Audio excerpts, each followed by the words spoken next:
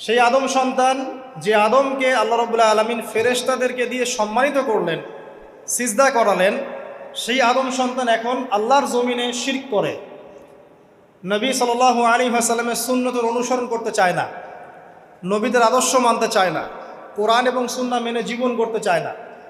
সেই আদম সন্তান এখন জেনা করে, ব্যভিচার করে, মাদকদ্রব্য পান করে, সমকামী।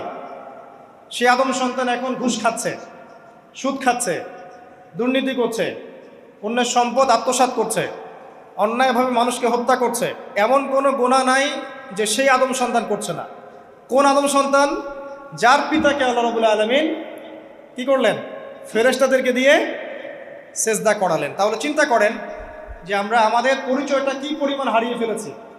আমরা তো চেতনার কথা বলি না, শেকড়ের কথা বলি না, আমরা সংস্কৃতির কথা বলি না,